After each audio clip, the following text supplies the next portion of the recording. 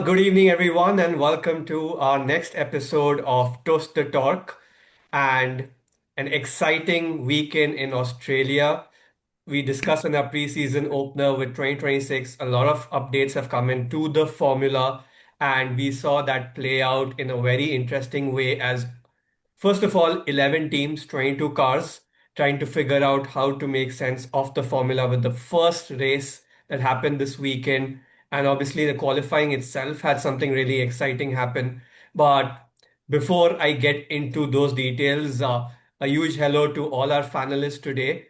Uh, Familiar faces that you've seen time and again, but I'll ask each one of them to introduce themselves along with one highlight that you have from this racing weekend. So we'll start off with Vignesh. Hi Vivek, once again, it was a wonderful start of a season. I would say the new technical regulations have been wonderfully well, and my highlight of the season would be Max going into the gravel during the qualifying. It's rare to see a person of his caliber making a mistake. It really shows how difficult it is, even for four-time world champions, to master the new technical regulations and how nimble the car have been as talked upon. Yep, I mean, he also has a record of the first person ever to start at 22nd position. Uh, but he did finish sixth, which again Sixth. just shows how, while he made a mistake, he was able to cover up. Any other thoughts on his performance from our other finalists? Well, he was chilled out. He was cool during the press conference. I think he was not worried about why he was at 22nd position or why he finished at sixth. I think his body language showed that there's a lot more work to be done for Red Bull. I know it's just the first race of the season, but they're already on the back foot, right? They got a lot more work to be done.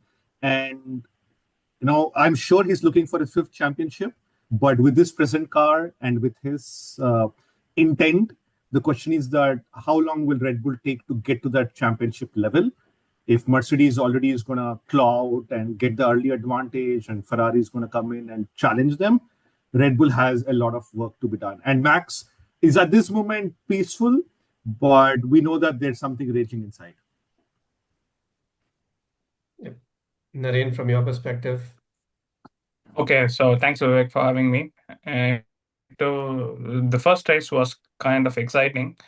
One thing that was kind of disappointing also on the other side is the fact that there was usually the race, we have this pre-race excitement when the red lights go off and we know what happens in turn one. I think it was kind of missing, and even though we had a pre-start, I thought the five red lights and the lights away we go was kind of jumpy. That was kind of disappointing, but overall, we actually saw the fact that at least this time, it's not the driver skill that matters. It's also the car that matters, because we saw number one. Example is Verstappen from P20 to P6. On the other hand, we had a very close battle between the Mercedes and the Ferrari in the top front, even though Ferrari did mess up with their strategies. But then, at least for the first half of the race, we were seeing a very uh, organic battle between Russell and Charles. So that was kind of exciting to actually see on the race without any banter. And also, there were a lot of rookies that did really nice. For example, Bortoleto, Arvid, they were one of the rookie drivers. Even though Bortoleto was there, Arvid per se has scored points in his first race, in his first F1 race, and that also shows that even though the car is difficult to handle, if you know the knack, because it's starting from scratch for everybody, you can perhaps win or even score points in this race in this year. Yep, I think, like you said, it's starting from scratch for everyone, whether you are a seven-time world champion or racing for the first time. And we saw that mix up in terms of the qualifying order and the final order that we saw. I think almost eight teams scored points, which is usually unheard of. And it was a mix of rookies and specialists who kind of got those scoring points. So, a great mix-up there. Uh, if folks don't know who Prashant supports, I think his name over there, Prancing Prashant Horse, should give you an idea of who he could potentially be supporting. But welcome, Prashant, back on the show for the season. And while people try to guess who you support, key highlight for you from this racing weekend.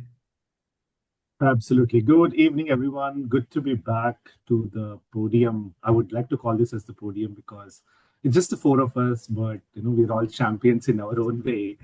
Uh, Highlight. First and foremost, I think Vignesh talked about a lot of changes this year, and for audience who are listening to this, we would definitely get your attention to spend some time on the changes which has happened in, and I think it was covered in the previous podcast also. Now, highlight for me is two things, right? I know we've talked enough about Mercedes. I'll come to that in a second, but Ferrari, right? Straight line, superb speed. They did show some magic tricks in the preseason testing.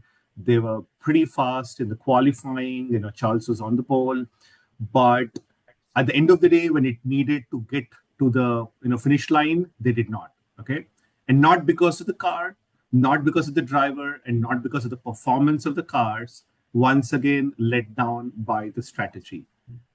Well, in this case, I wouldn't blame Ferrari 100% because they took a gamble. In the second virtual safety car, they decided to wait for the pits to happen, but it did not. Had the pits been opened, they would have probably got an advantage with the aging tires they had, but it did not work out. So they better have to work on the not just the speed factor, because Mercedes is absolutely gaining with them on straights and everywhere, but the strategy is where the letdown happens time and time again. There is definitely some optimism in the car this year. I also see Hamilton come up with a very fresh and a reset perspective. Like, he was jaded last season. While I'm not a huge fan of Hamilton, as everybody knows, but at the end of the day, he's driving for a team and he's going to be committed to drive for the team. And he's showing that intent. He did come closer. He at least finished fourth, which is a great sign. Charles finished third. So for me, the biggest aspect is how Mercedes effortlessly beat Ferrari, though there was a lot of tussle in the beginning, but let down because of, once again, the strategy issues which Ferrari had.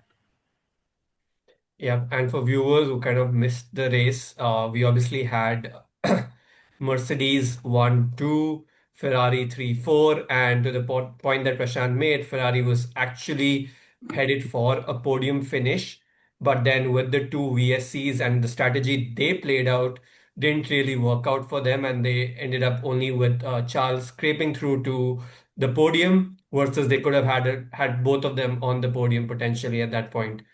But that kind of brings up to the point that, preseason, we kind of assumed uh, the dominance that Red Bull and McLaren had shown. And, we discussed about sandbagging and things like that. What's your take at this point in terms of, across for this for all of you, take in terms of which constructors have actually nailed it at this point?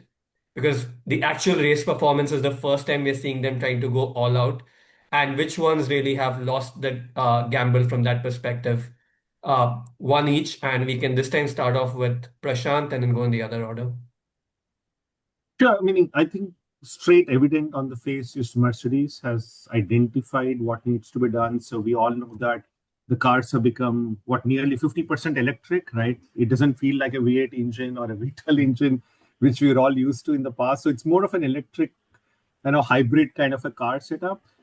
So far from this race and from all the initial results, Mercedes seems to have cracked. But we all know that the season is long. There's still 23 races to go.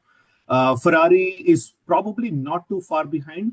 What they need to do is definitely find that extra half a second or 300ths of a second to kind of beat Mercedes in the specific areas.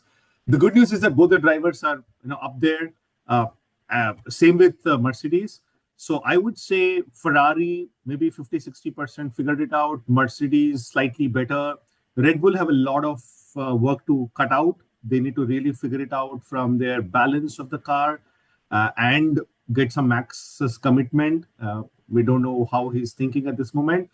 And the surprising factor was that how Haas did it, right? Haas also finished in points. So, not that they did bad last year, but finishing it up in a high speed track of Australian Grand Prix, they finishing it up in points was pretty good, right? Not surprising, pretty good. So maybe they're on good track to finish. Like they want to target maybe a fifth constructor finish or a fourth constructor finish if they can challenge the others. How about you, Naren? I would like to actually replicate what Prashant was saying. I would say probably three winners and perhaps three losers. I should not say losers, but then they still have time to improve. The three winners are obviously Mercedes. They actually beat Ferrari on sheer pace. Ferrari very very close second, and of course Haas because they came third. Probably the losers are the McLaren. Of course, I don't know, they are still struggling with their new car. Number two is Red Bull, even though Max Verstappen finished P6. The other teammate Isaac had reliability issues, and I should say also that Audi, they are in the mixed bag. They were able to do justice to the team, but then they are not able to live up to the expectations. So yeah. Got it. And Vignesh? So long time ago, there was a concept called as Drive to Survive, and in there was an episode in which Christian Horner says to Toto Wolff, create a good car. He took it very seriously this year. He created a rocket ship.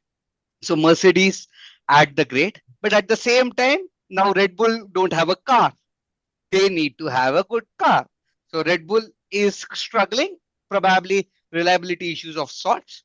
The biggest losers, I would say, or the biggest team which needs to improve from the get-go is the team called as Aston Martin. They have the most resources, they have the most experience, they have the great Adrian Newey, and still their package is not proper.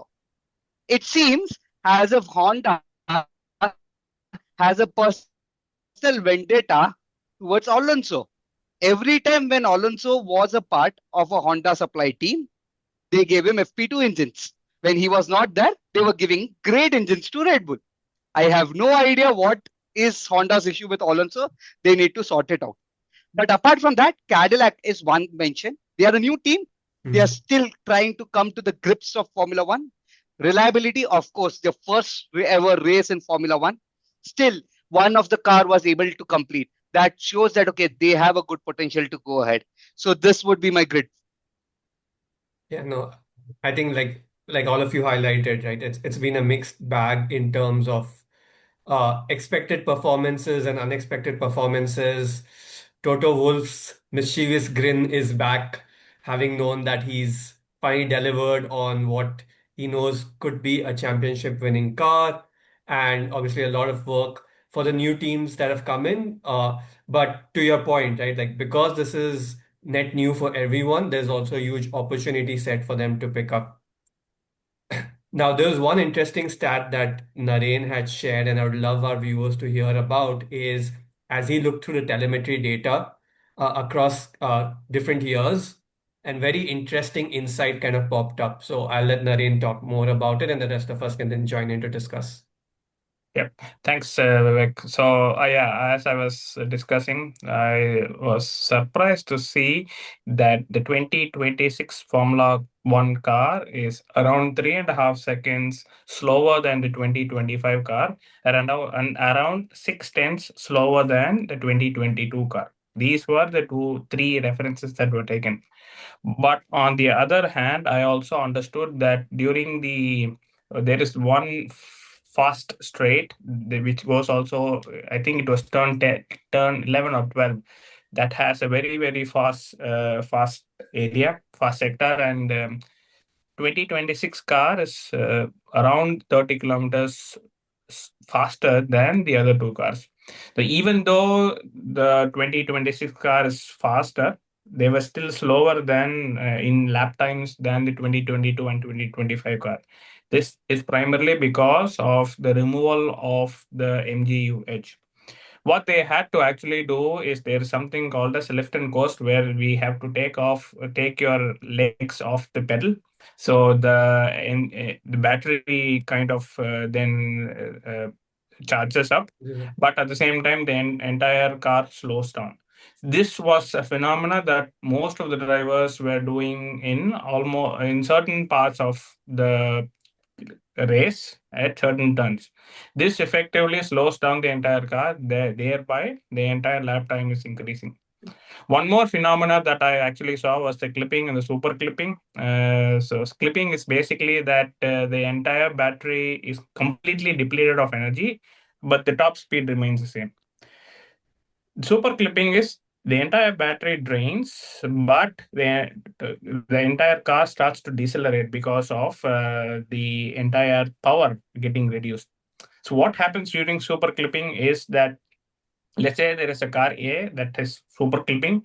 There is a car B that's coming very closer, and immediately if the car A is dropped by 50 kilometers, there is a huge risk of the car behind getting involved in a high rear end That's collision.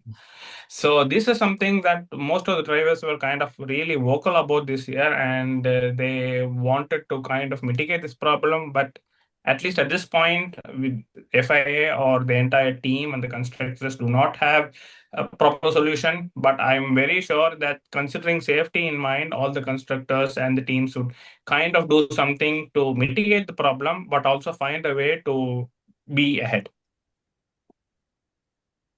Yep.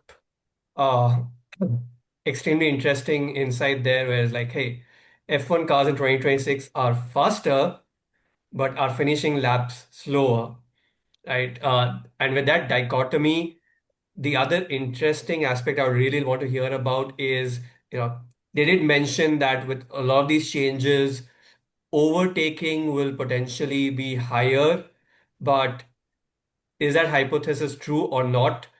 Vignesh, what are your thoughts on this? So 2013, F1 introduced a new concept called as DRS zones, where the wings used to get straightened and it enabled overtaking.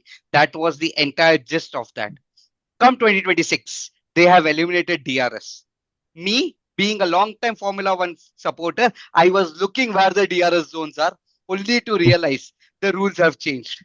Now, as Naren said, there is something called as a boost mode, there is something called as an overtake mode, and there is also something called as your charge mode. This three combination enabled a lot of overtakes. And these were also like a cat and mouse games, which we were able to see. Earlier on, as the race started, you saw Charles Leclerc go way ahead, take the lead. Then Russell did a cat mouse. Then again, Charles Leclerc took it. And we could really see that symphony of overtakes. And that is what resulted in the huge number of overtakes. Now, the data point is from 2025. 2026 had 47 more overtakes. That shows the number of overtakes which was done. This also shows that the rules and regulations are properly coming into play, where close racing is enabled. Now the strategy is not only on the car's two line speed, but also on the drivers, on where they activate the switch and where they try to recharge. So would love to see more of these ahead. And yeah, of course, waiting for the further overtakes in the upcoming races.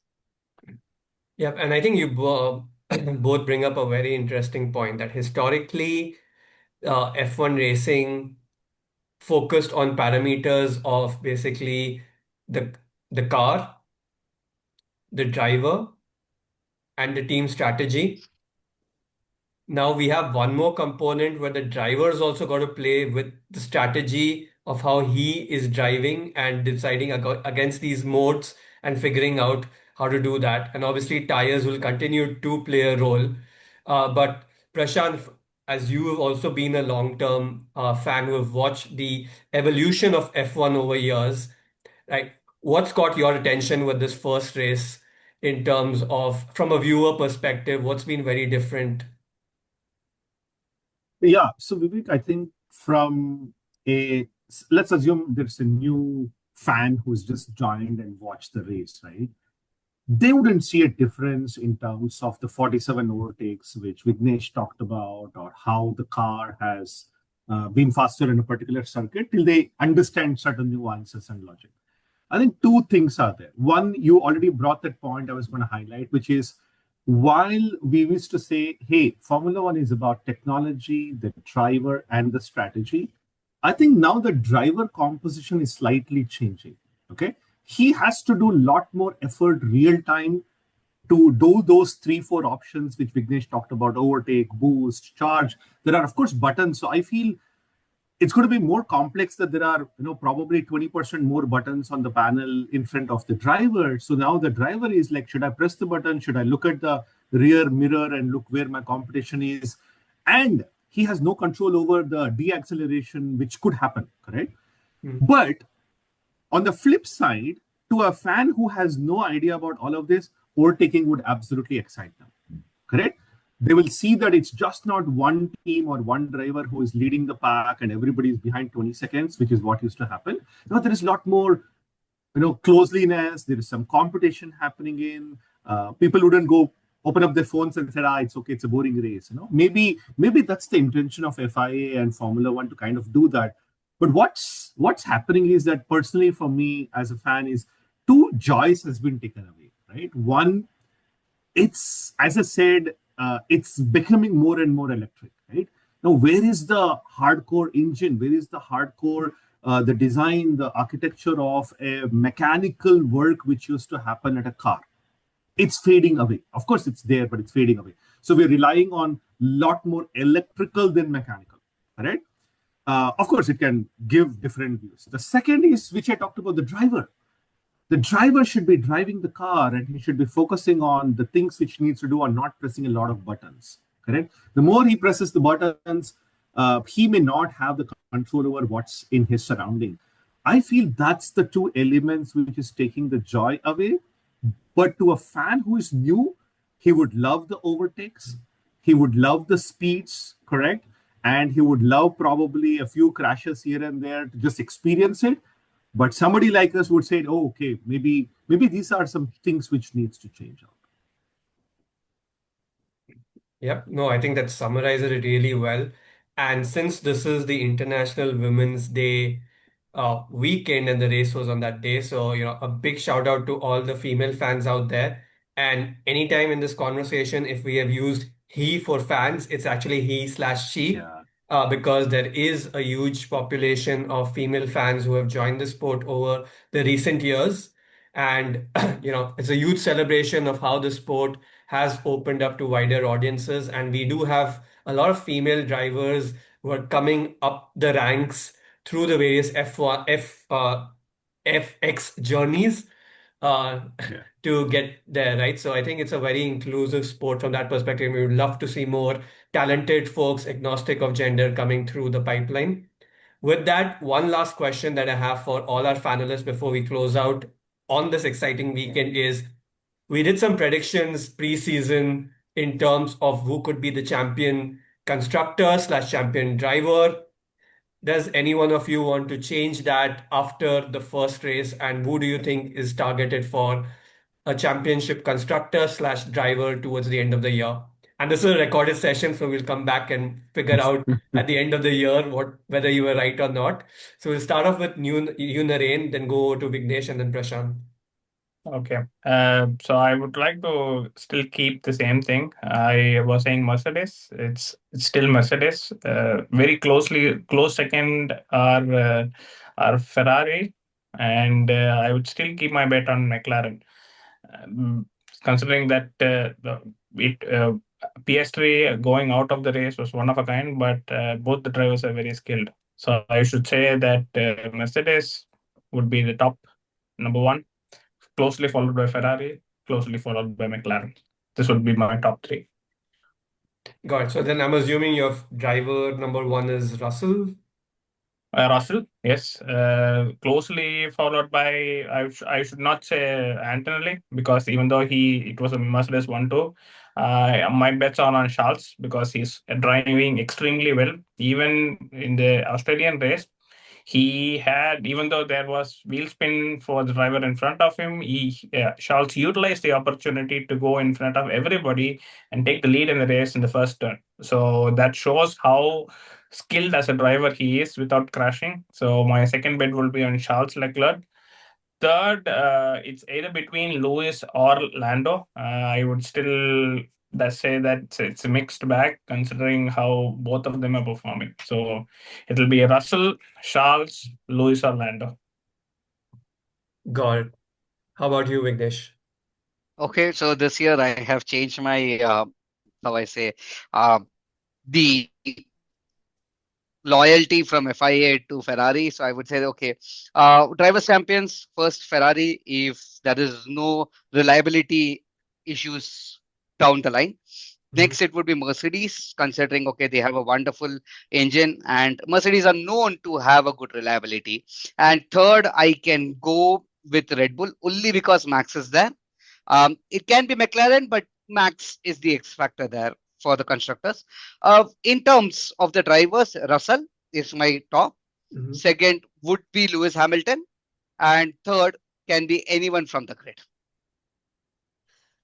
Got it. And Prashant, how are you differing or agreeing? I will go with Mercedes and Russell. Definitely early wins, early leads, and they seem to have figured it out, correct? I think so far they figured it out. Ferrari will be my number two choice, but what I'm always worried about Ferrari is their second half performance. Last year, we know how they tanked so inconsistently. I remember in one of the podcasts, I think it was my words which say that, hey, we've been so consistent that we are third and fourth, and boom, the next 6 races, they did not finish in the podium place, right? So it's quite known to happen that Ferrari will start off with a bang, but then how do they sustain it? Charles will still be my number two choice. My third one is going to be on Red Bull. Okay, Red Bull and Max. I am banking because we know how he came back last year. And this is a new dimension for everyone. It's a new world for everyone. But Red Bull is not going to sit quiet. They are world champions in the past. They have cracked it for many, many years. McLaren just came back after many decades and got the constructors and the driver championship. So the hunger to beat McLaren will be there. That means that right now, as we speak, they are sitting and reworking on the drawing board. So my bet is going to be on Red Bull, but purely Red Bull from a Max, because your second driver is not up to the mark. Hajar is not there. But yeah, it's Mercedes, Ferrari, and Red Bull.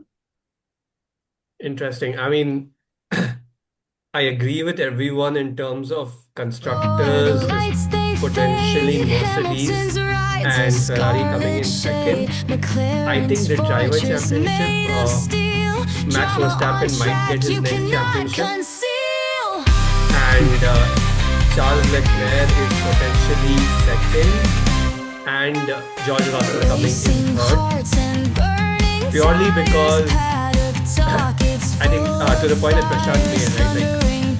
That hunger for the championship amongst all the drivers that have been so far, Max really has it. And we saw that last year how he was able to pull back in the second half of the season to really get there. And this year being a reset, I feel that hunger will be there and they will push through. So I feel he has that opportunity. Ferrari, similar to what Prashant has also highlighted, I feel that over the years, they're just going to be kind of there, but the strategy has not really got their drivers winning. So while they might have the package with the car, they are going to be strategy mistakes, which is going to keep them in that neighborhood of second and third. And then from a George Russell standpoint, while they have the package, I still don't feel, I haven't seen the sign of a champion in him. He's always taken tactical decisions to try and improve, but there is that component of taking that risk to get a bigger reward. I've not really seen him take those opportunities. He's been safer about, okay, if I'm going to get fourth, let me just maintain that fourth versus trying to take a chance of going all out for second or nothing. And that gamble could work, could not work. Max Verstappen has taken those gambles so many times and it's worked out for him. That's allowed him to do all of that. So that's my personal take, which is slightly different from everyone, but let's see how that goes out towards the end of the year. As Prashant said at the starting of this episode, we've got so many more races lined up throughout the year and opportunities for everyone to pick up and change the entire pecking order. With that super exciting start to the season, 2026 was expected to have a lot of changes with the formula changing, and we've already seen that with the Australian Grand Prix, purely in terms of one lap pace in the qualifiers, reliability in the main race, and the opportunity for overtakes that Vignesh was talking about, and how teams are now strategizing, drivers are now strategizing on when do they pick up pace, when do they not pick up pace, as Nareen was highlighting overall straight line speeds versus them slowing down at the turns to kind of catch up on battery power. So a lot more variables have been introduced into the racing, which is going to make it an exciting season ahead.